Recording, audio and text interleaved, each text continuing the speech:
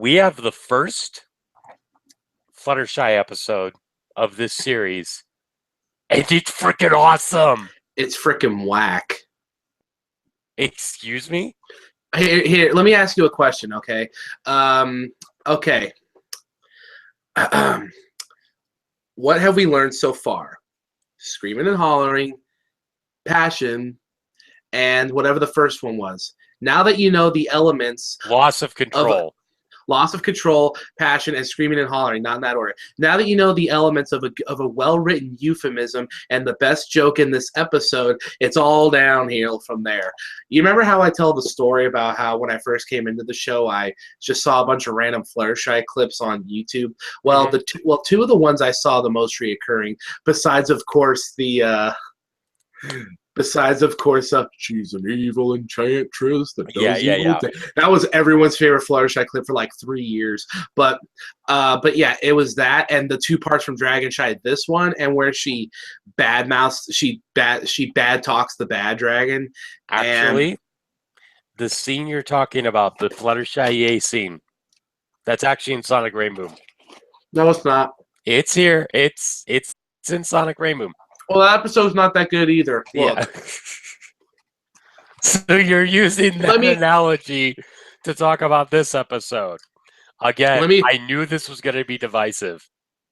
Let me put it to you like this way. Since I'm actually able to be on my computer this week, I pulled up TV Tropes because it's the best website in the freaking world.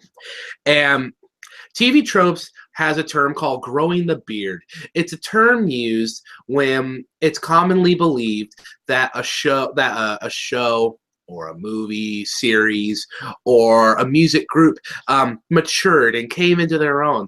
And this is one of the episodes where people say that the show started to do that. And I'm hashtag sorry, not sorry, but this to me is one of the best examples why season 1 has some of the most one-dimensional writing out of the rest of the show. I mean, let me put it to you like this, okay? This is a case more blatant than Trixie, where the bad guy is not the bad guy. The dragon was just sleeping.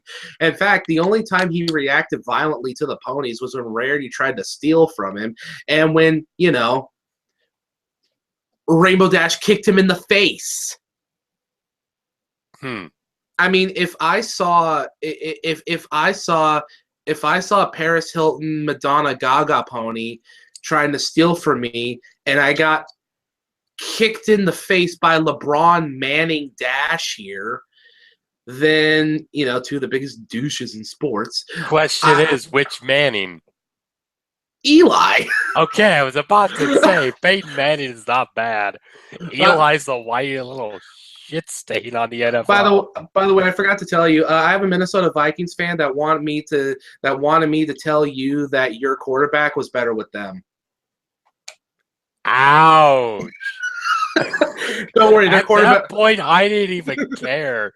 He walked off during the first playoff game, and he's walking off, and we're just going, na na na na. Hey. Speaking of, by the way, guys, if I sound a little different, I am battling a cold right now. I think I've gone through the worst of it, but if I sound nasally, that's why. So, just getting that out of the way.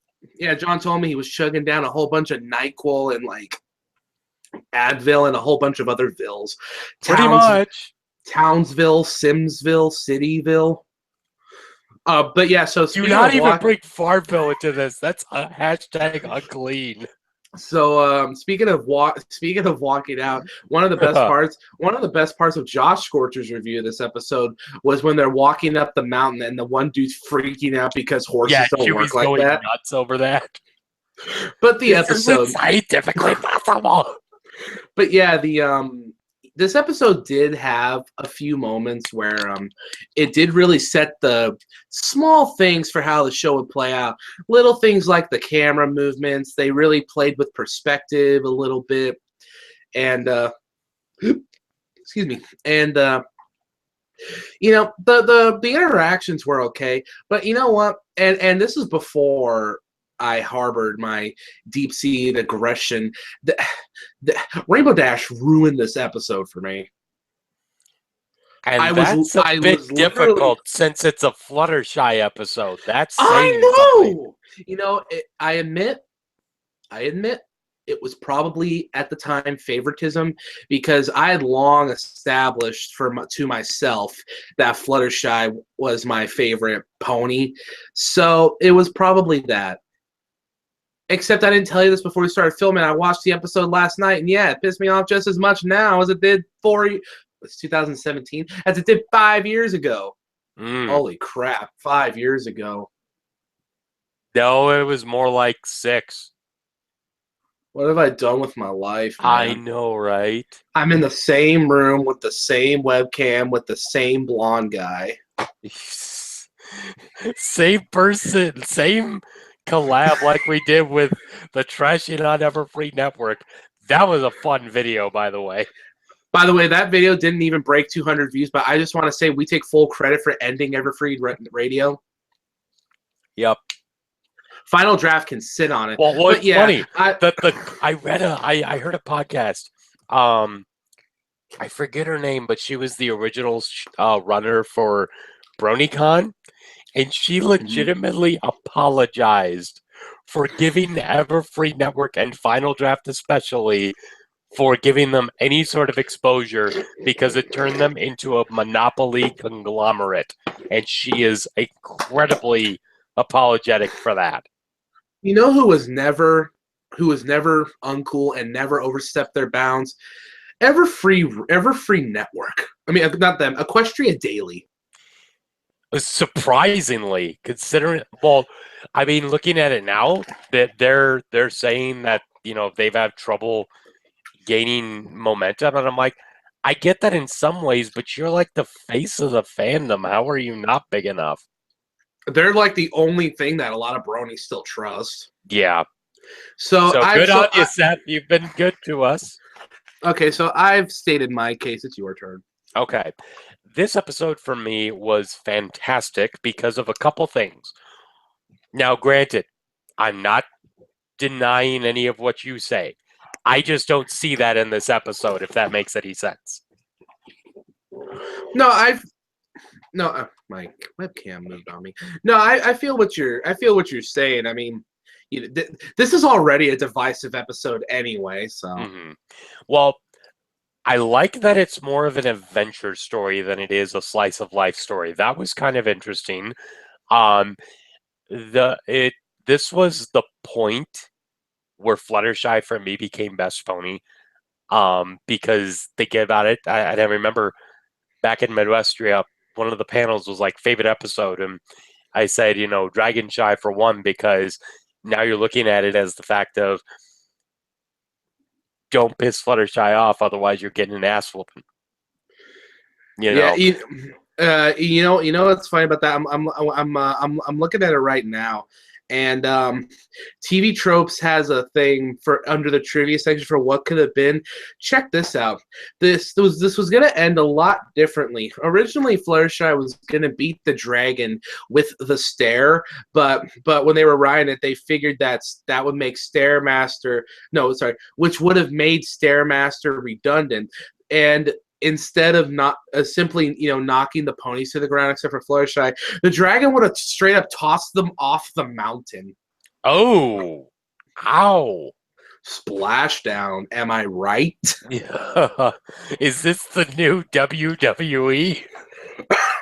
Dude, come on, throwing someone off a mountain. That's ECW. Yep. ECW. But the other thing is, I do agree with you. Rainbow Dash was freaking awful this episode. I do agree with you on that.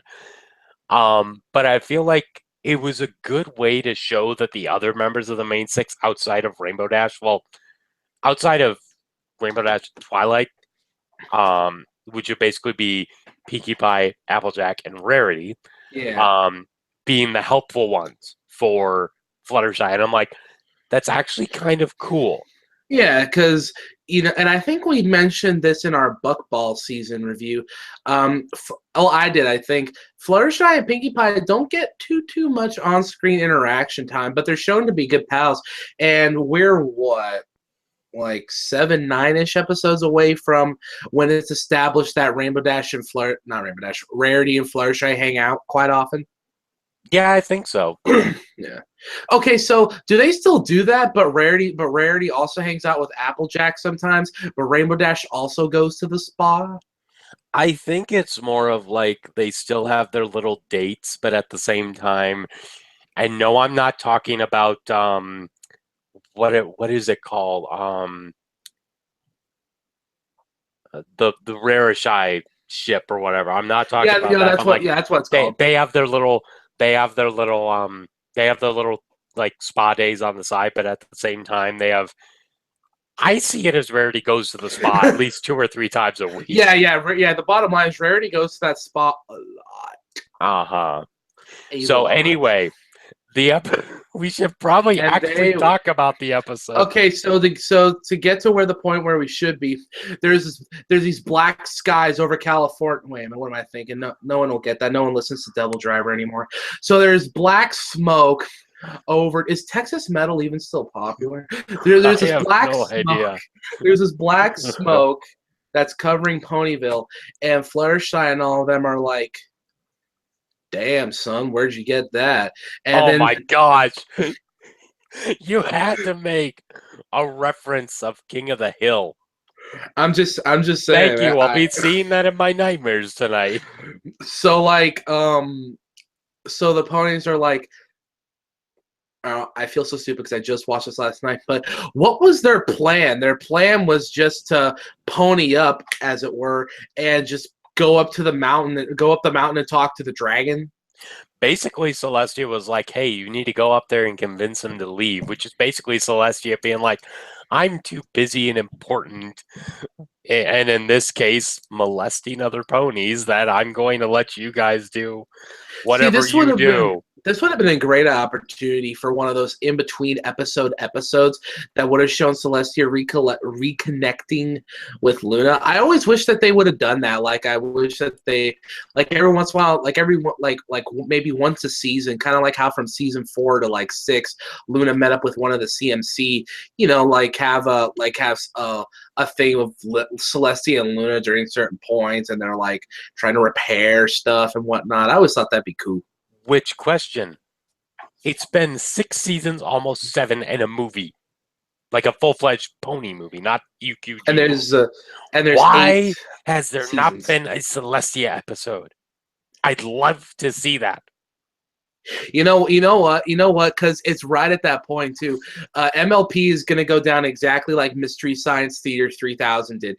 They lasted for 10 seasons, but in between the 6th and 7th one, they had a movie. And but here's the thing, they went through like a giant cast change after the 7th one. Basically what I'm saying is that in come season 8 or 7, Fluttershy is going to be being played by Terry Crews now. Oh my gosh. That It's makes like a bit too much sense, and that's sad. block. Well, he wouldn't be blocked. He'd just be like, sure. So yeah, Now I'm imagining Andrea Lemon as Fluttershy singing shots. shots. Oh my. So like, Are you ready to get fucked up? gosh, every day I'm shuffling. Then Pinkie Pie just comes in with shake that, bow, bow, bow, bow, bow, bow. I don't care if it's not cool to like them anymore. LMFAO are still like hilarious to me. That probably just means I'm old. But okay, so they're going up the mountain. They're trotting 500 miles. And Rainbow Dash the whole time is, okay, you're friends with Brian, so this will make sense. You ever know those people where it's like you've known them forever, and that's the problem. You've known them forever, so when one of you has a bad day, the other one is on the receiving end of it way worse than anybody else in your group of friends, even though you're in a group of like 8 people. Right? That's Rainbow Dash this entire episode. I don't know. Because this whole time she's complaining, like, are you sure it's okay to bring Fluttershy along? She's afraid of her own shadow, and then you see her actually get scared by her own shadow, which but I'm like, Fluttershy, it's way too early for you to be flandernized. yeah, right. It's But at only the same 7th time, episode. it's like, you're reminding me of my dog. Same freaking thing happens when we have to give her a bath. Oh my gosh. Just saying, she shakes like crazy. Anyway, but yeah, that's them. That's her this whole episode, and it's like, and to the point to where this is the 7th episode, right? yes. Yeah, to the point to where it's kind of fascinating. Like I'm rewatching the episode, and I'm just like, why is Fluttershy taking that? Well, but then I remember this is before that they really started to. Well, this is the episode where they introduce her tough side. But that's one point that Tommy Oliver, I'll give Brony Curious this. That's one good point he actually had about Fluttershy, was that the depth of her, not shyness, but of her timidness was incredibly inconsistent. It's for the last like I would say 3-4 seasons. It's been pretty consistent now, but for the first like half of the show's run, like, in this episode she's terrified of her own shadow, but in like the next episode I think it's the episode after. Yeah, because next episode's Sonic Rainboom, right?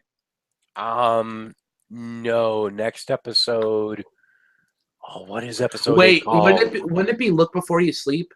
Yes, Look Before You Sleep is the next episode. AKA the birth of Rara Jack. So yeah. Whereas here she's terrified of her own shadow, but like 2-3 episodes from now, she's staring down a cockatrice as it's in the midst of stoning her. So and then season 2 where she lashes out at Rarity and Pinkie Pie, the literal 2 opposite people in her friend group she should lash out at. Mm-hmm. So I get it, and it's really evident here. But I give this episode a pass, believe it or not, because it's the first time they did that. They didn't repeat it a few times across several seasons, and make her into an antagonist in season 2. I see what you mean. And then in season 4 in Power Pony, she does it again, but it's all just to set up a Hulk joke. That was seriously funny, though. But that was great. This whole time they're going through different areas. Like, I actually like the Hop, Skip, and Jump song. I actually do. Hop, skip, and jump. Because it's like, it shows each of the main 6 helping. Like at the first part, her wings won't open because she's trying her best, but she falls back like a goat at the end of it. And that's another thing. It's been shown that she could keep up with Rainbow Dash like twice. Why don't they ever talk about that? I don't know. But you have plot twist. Swerve. Rainbow Dash. Fluttershy joins the Wonderbolts in season 9. But then you have things like Applejack helping her partially up the mountain, and they're waiting for them at one area, and Rarity and Pinkie Pie are playing tic-tac-toe competitively, and it's like best of 70. Oh, you beat me for the 39th time. Best of 71. That was funny. The birth of Rara Pie. And obscure Rarity shipped with everyone, don't you? Here's the thing, okay? Rarity's one of those ponies where it's like Amy Rose from Sonic the Hedgehog. You can ship her with practically anybody, and it kind of works. Now I'm thinking of SPO and Amy being shipped together.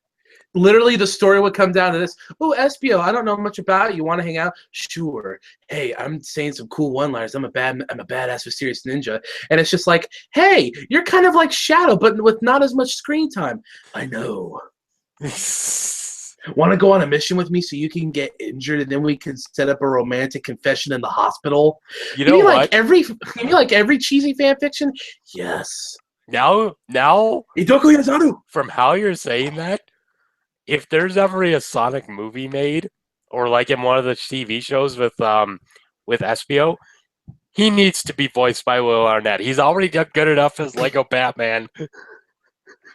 Now he needs to do this. And now you'll get to see Will Arnett in his new feature-length film, the Lego SBO movie. Oh my! Those So movies are so good. But anyway, they get so up. they get to the dragon's house. But even before, Oh, yeah, I know. you have a landslide.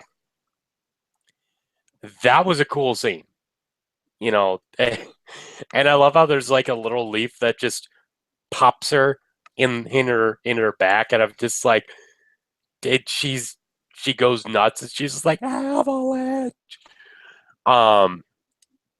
But it makes a sort of sense.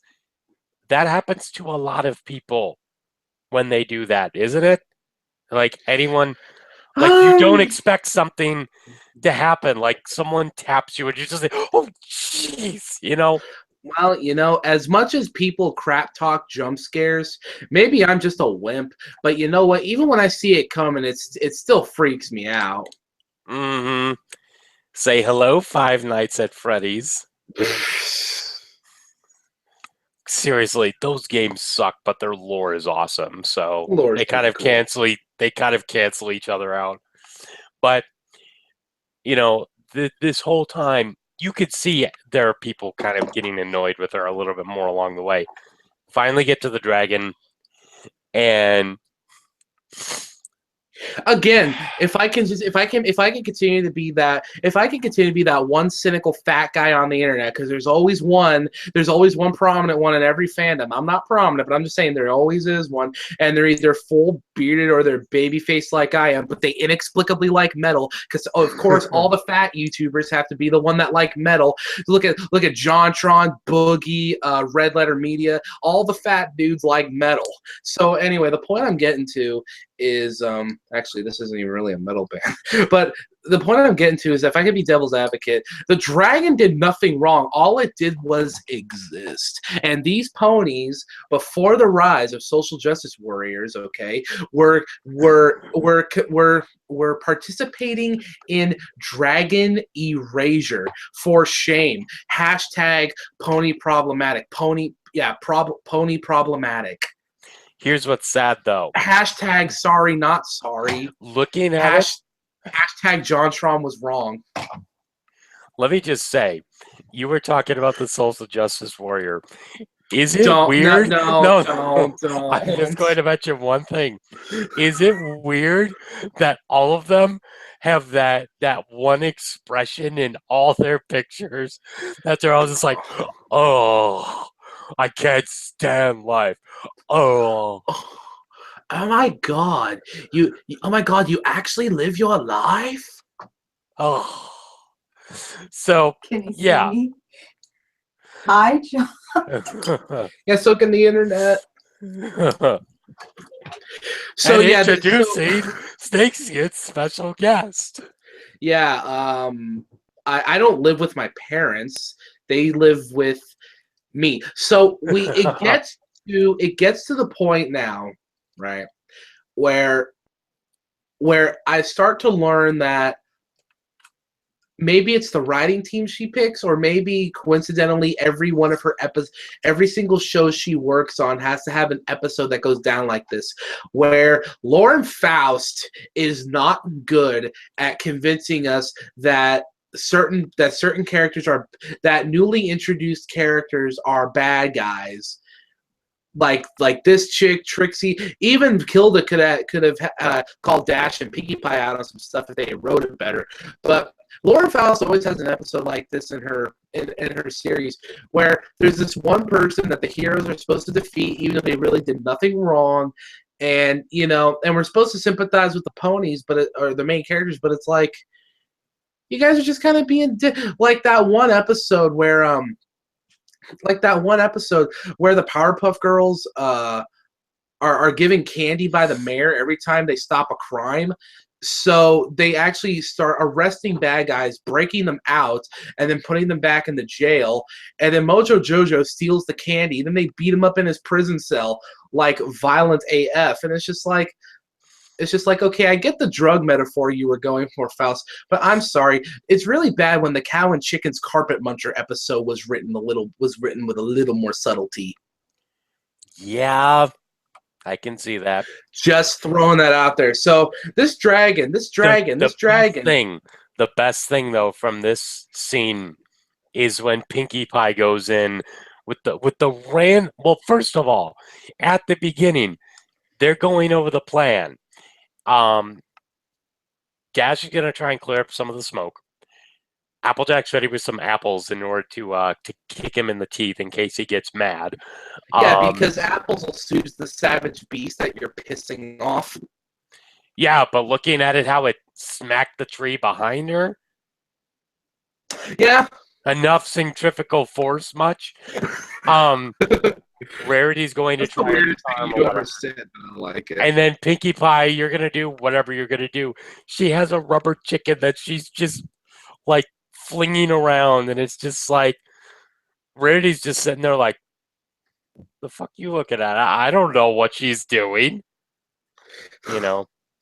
But Pinkie Pie goes in a little bit later with like similar to how she looked like when she refaced Cheese Sandwich at the upwards part of that sad song in Pinkie Pride, where she has the full on she has the present over her body, she has the balloons, all that stuff.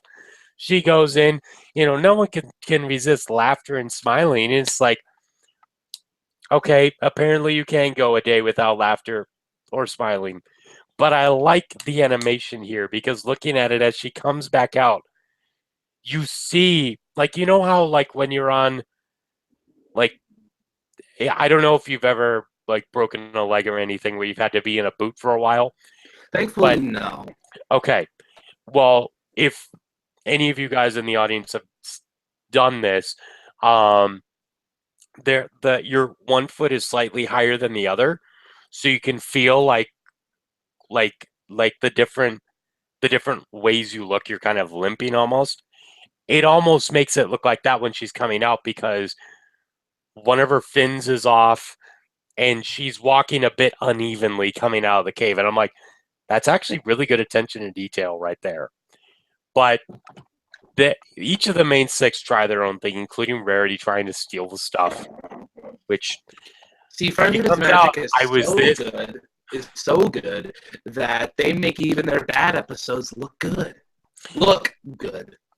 I was this close to getting that diamond and getting the dragon to just move. Oh yeah, that too.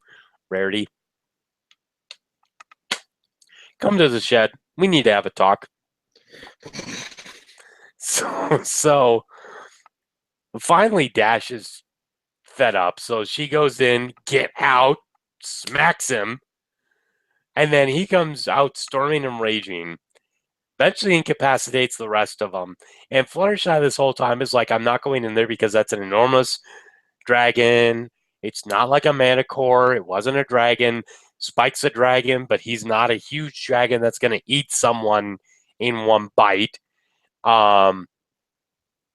So all the friends get incapacitated. And this is the best part of the episode. And Snakeskin, I know you cannot deny this. This is actually the best part of this episode. Well, I mean, I did not say that. How dare you? How dare you? Listen here, mister. Just because you're big doesn't mean you get to be a bully. I'm just like, dang, woman, calm down. And there's actually one I saw that it was like an anthro drawing of this, where Fluttershy's just standing on his nose.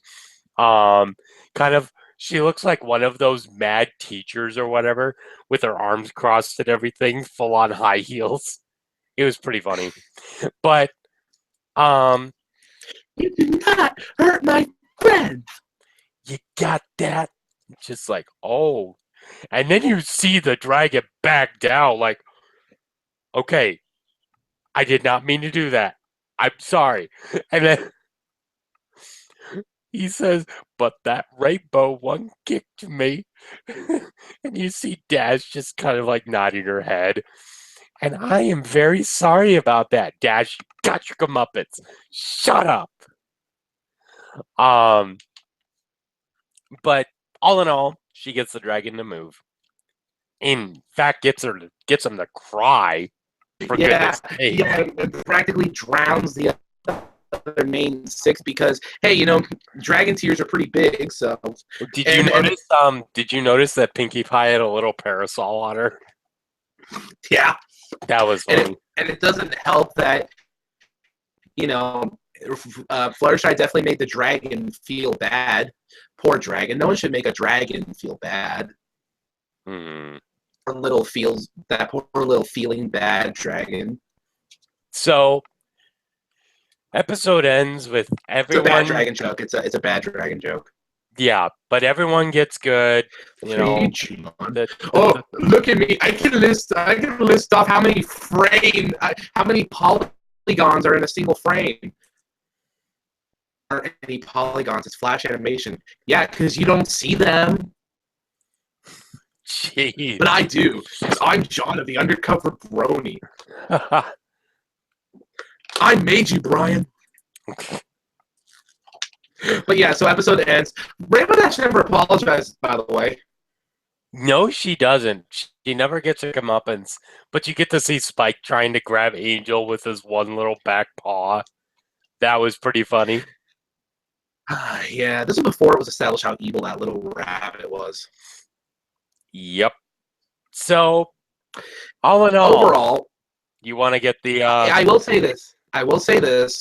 Because I can honestly walk away saying that I like at the very least 90% on average of what this show does. And while this episode is not -5 stars. This episode, by the way, you should change your audio. It's cutting out again. I don't know why it keeps doing this, audience. I can tell you this, though. My mic quality is -5 stars.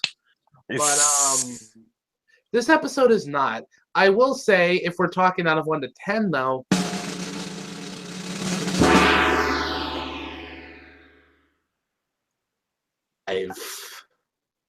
no, because that makes it worse than Three's a Crowd. 6. How about this? I'll give this episode a 5. I'll give this episode a 5.5 if I can bring Three's a Crowd down to 5. Sure, go ahead. So yeah, it's a 5.5. Ouch, dude, that hurt. So technically, it's -0.5 stars. Oh, we are going to have such a split on this. Because I give this episode an 8.5. And we are done. It's been a good 5 years. I'll see you in August. Uh-huh. So yeah. That's it from me, John. 6 years and I've never changed from this picture. Oh, and me, Snakeskin. And we will talk to you guys later. Peace out, Dragon. Like Justifiable Treason on Facebook.